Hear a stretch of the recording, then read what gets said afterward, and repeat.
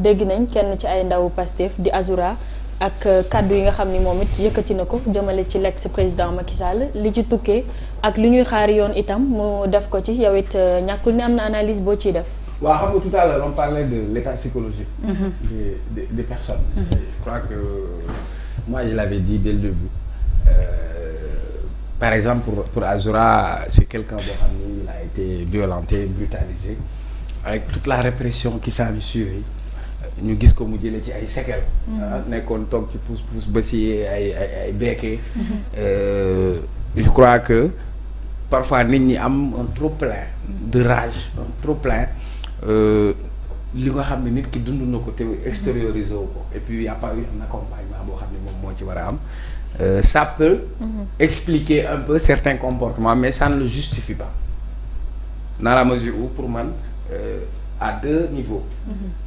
L'insulte est à bannir dans l'espace public et dans l'espace médiatique.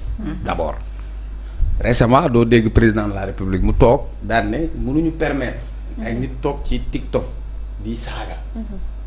woo nañ fi fan yi la sax ñoo xam ne ay jaay ko saaga lañ xaw ma nan ak lan. ba ñu ne nañu dindi lool maintenant am na ñu ne vidéo bi c'est récent ou yàgg na. c'est pas récent. mais xam nga li nga xam ni moom mooy indi gêne bi. mooy tey mënoo ñëw. nga teg ci yoon. nga ñëw nga woote. ci nit ñi nañu tegu ci yoon. Moustapha Diakhaté bi mu fi génnee. ne ku votel Pastef da nga alko man dama toog mu condamné ay propos. yoon jël ko def liggéeyam. Comment il s'appelle Ardo Gningue il a écrit sur Facebook. ñu ñaawlu li mu bind. yoon jàpp ko def liggéeyam. mais tey sur son cas. su fekkee yoon appliqué wul. lan lay nduróol dafay nduróol da ngaa làq doom dóor doom et il est heureux de constater que même waa Pastef man loolu moo laa ci apprécier d'accord ñu ci saaga bi da ngay gis ñu bokk Pastef ñu ne il faut que yoon def liggéeyam. donc ça au moins nekk na loo xam ni loo ma mën a apprécier parce que contrairement au régime de Macky Sall Penda Ba était là. Penda Ba était sorti pour saaga sénégalais yi saaga yu ñaaw. au lieu yoon àtte ko ñu jox ko passeport diplomatique génnee ko réew mi. au contraire ñii au moins tegu nañ ci benn logique quand on dit que le procureur s'est autosaisi.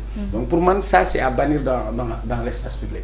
beneen bi comme li nga wax malheureusement dañu dem ci société boo xam ni sax dañu dem ba banaliser yenn mbir yi. Assane Diouf mu ngi si kaso bi je crois du dëgg. tey bu ñu demee ba réseaux sociaux yi am.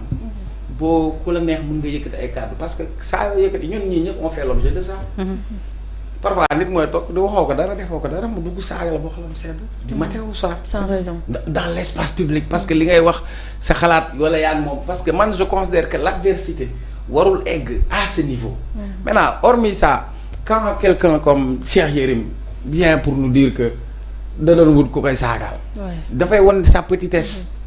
publiquement et non, ouvertement. Non, c'est un petit machin en fait. Il montre sa petitesse.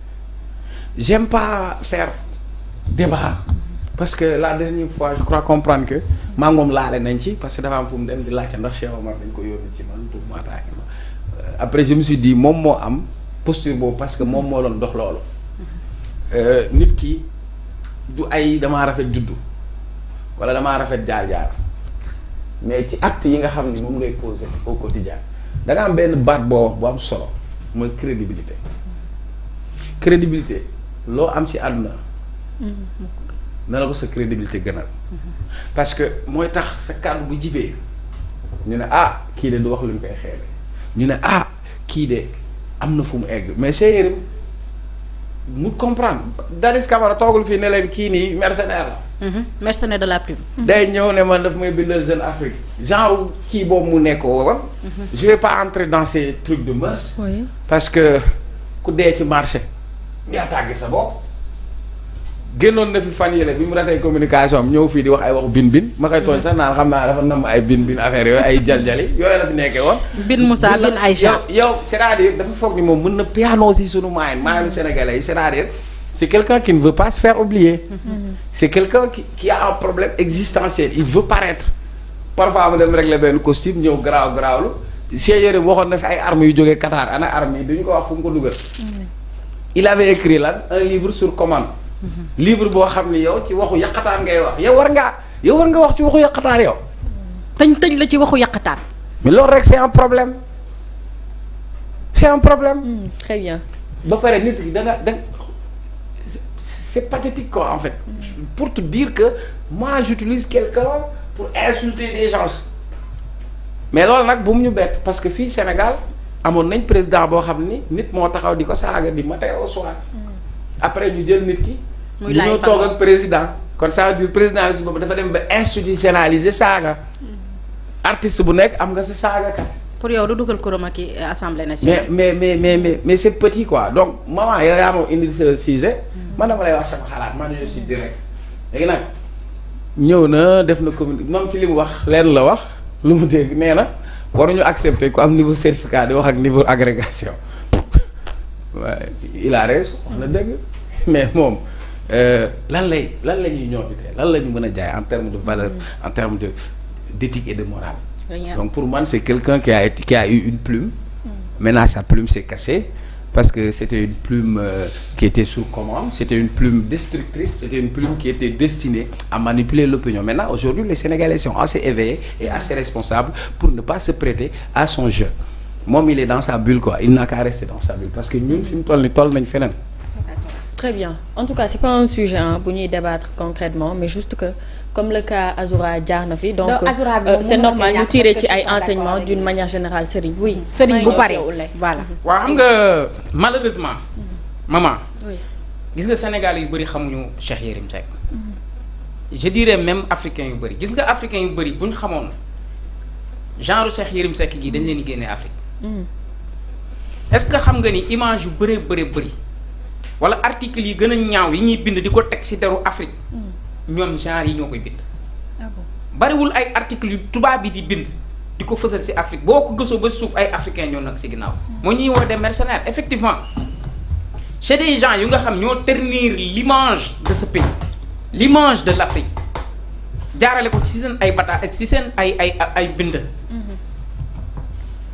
dama ne aujourd'hui nit ñi il faut ñu xam genre Cheikh Yérim Seck lan moo doon seen poids en Afrique nee naa la bëri na bind lu ñaaw lu ñu doon bind ci Afrique boo ko gëstu ba suuf ay africains ñoo nekk ci ginnaaw di dresser ay articles di ko bindal ay tubaab wala nekk ci yenn organes yoo xam ay tubaab ko moom di ko bind di ko fësal. di yàq deru Afrique genre gu mel noonu la.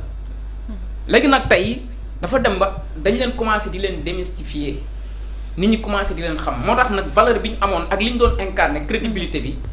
tey dafa dem ba loolu yëpp dañ ko remettre en cause parce que africains yi dañ commencé di yeewu ci lu bari tey boo demee Mali gi les autorités maliennes bi ñu ñëwee organes étrangers yu bari mais dañ leen fa jële parce que li ñu doon def yëpp xam nañ ni c'était de la manipulation et de la désinformation mais nee naa la lu ci bëree bëri boo ko gëstoo rek genre Cheikh Yérim Seck gi ñoo nekk ci ginnaaw. xam nga c'est tellement honteux et très petit même. toog ci télé adduna bi yëpp di la dégg. ku lay wax na ko léegi. Adamo ku am crédibilité am image te nga di kilifa ci réew mi. war nga jomm sax di wax di yëkkati kàddu di Adamo di wax ngay wax.